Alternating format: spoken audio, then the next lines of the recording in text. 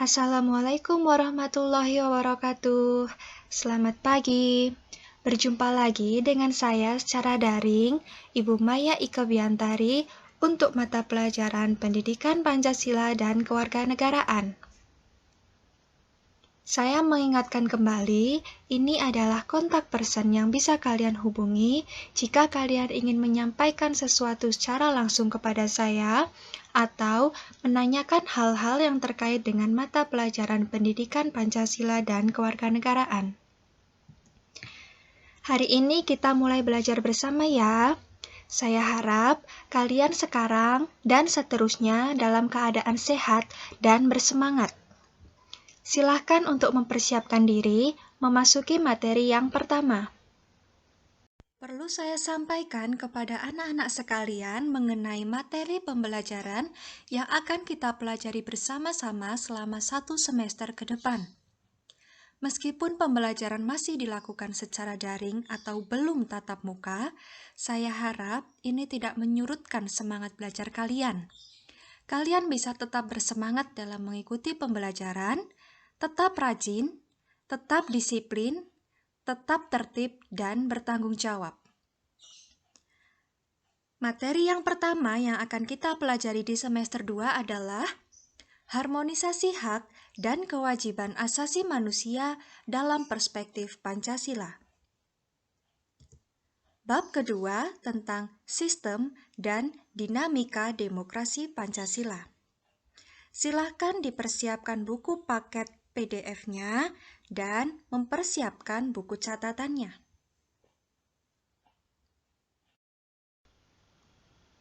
Sebelum kita masuk ke materi yang pertama tentang harmonisasi hak dan kewajiban asasi manusia dalam perspektif Pancasila, perlu saya sampaikan kepada kalian bahwa KKM untuk kelas 11 adalah 76.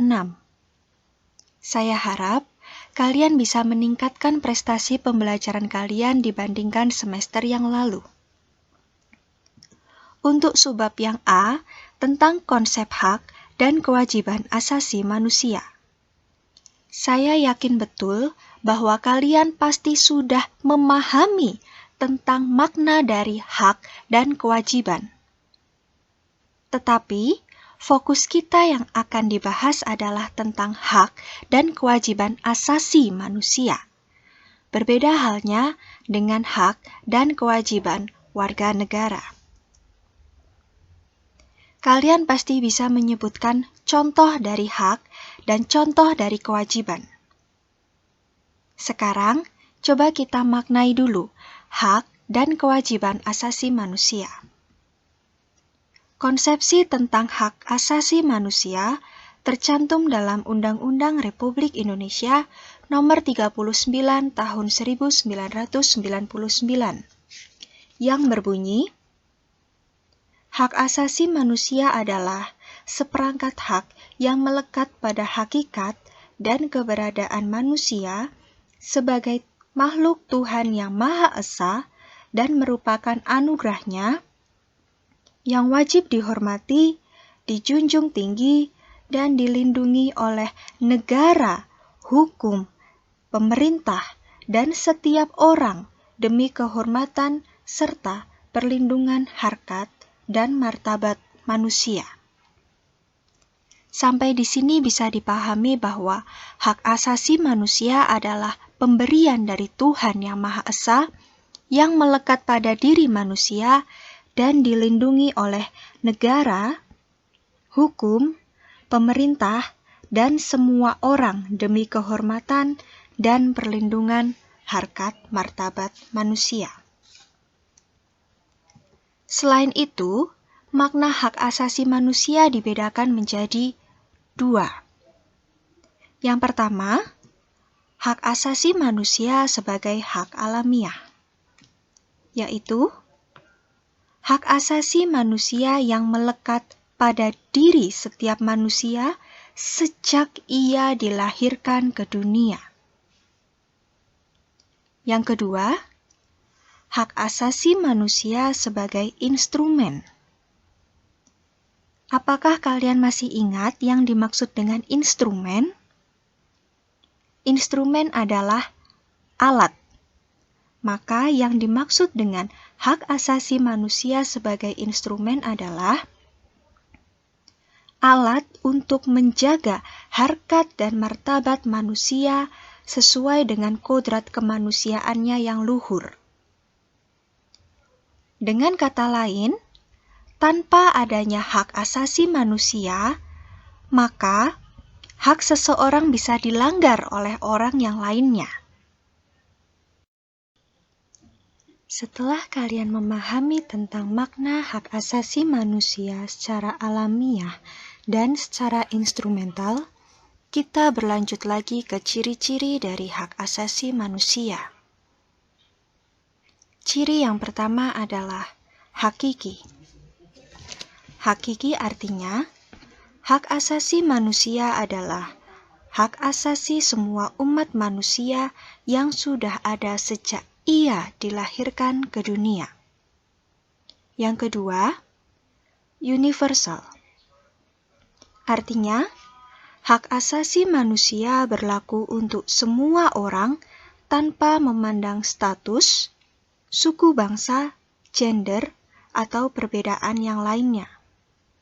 Dengan kata lain, universal berarti umum. Ciri yang ketiga adalah tidak dapat dicabut.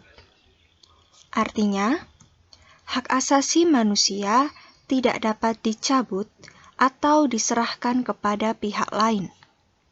Tidak boleh dikurangi kepada pihak yang lain.